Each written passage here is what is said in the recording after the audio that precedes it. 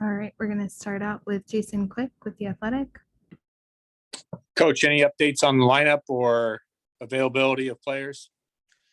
Nurk is available and he will start. Okay. Minutes restrictions? Yeah, it's been up to about 25. 25. Nice. Next question's coming. Hey, Go ahead. Was that Jason? No. Oh, okay. Eric Reed, go ahead with your question. Thank you. Hey, Coach, good to see you. Just wanted to ask you, but thanks, Coach.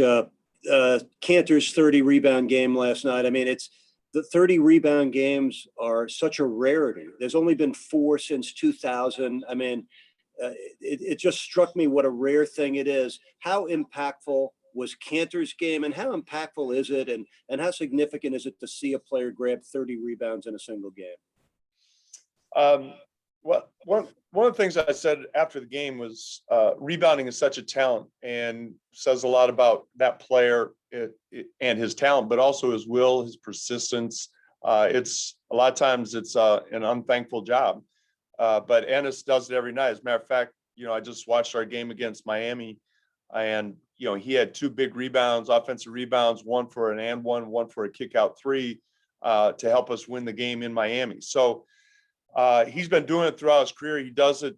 He takes a lot of pride in it. And I think that's a great stat you mentioned about since 2000, but in other contexts that the record that he broke for the Blazers stood for 50 years. So it was quite an accomplishment that I know scoring records are kind of lauded and cheered, but I think this rebounding one was pretty special. I'm just wondering what it is the equivalent to in points. I mean, if there's only been 4 since 2000, how does that weigh out in your mind? How many? I don't know the answer to this. How many 60-point games have there been since 2000? Maybe put it into that context. I don't know. Next question's coming from Jamie Hudson with NBC Sports Northwest. Coach, you're getting nearly your full squad back. I know it's nice to have guys healthy again. We saw that last week Zach had his boot off. Now this week he has a small brace on. What is the update on Zach Collins? How is his rehab going? His rehab is going fine, and there's no update. Christos Saltas, Sport DNA. Hello, Coach. Hope you are doing well. Thank you. What kind of challenge for your team is tonight's game, and how important is to slow down players like Adebayo and Butler? The challenge tonight, one is they're a very good team. They defend well. They protect the paint. Offensively, they share the ball. They shoot threes. Adebayo had an outstanding game against us. Jimmy Butler didn't play against us, but we know what he can do. I think they have a real identity on both ends of the court. Defensively, they're aggressive. They get after you. They get it and rotate. They play extremely hard. Offensively, they move the ball. They're unselfish. They've got some guys who can really shoot it. Adebayo's come into his own as a scorer, as a rebounder, as a playmaker. So it's I think they know what works for them, and it kind of, that the run that they made last year to the finals, that was I think their blueprint. Aaron Fentress with the Oregonian.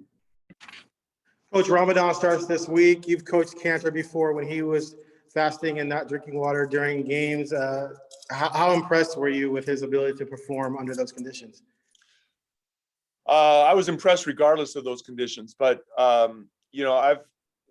I coached Sharif Abdul-Rahim in Atlanta. Obviously, Ennis was with us before, and I think the guys who observe Ramadan put Nurk in that as well. I think those guys who observe Ramadan know what they need to do to take care of themselves and still observe the holiday. I haven't seen it affect any of the players that I've coached, but I have a lot of respect for what they do. Thanks. All right. Thank you, Coach. We're going to wrap there. All right. Thank you.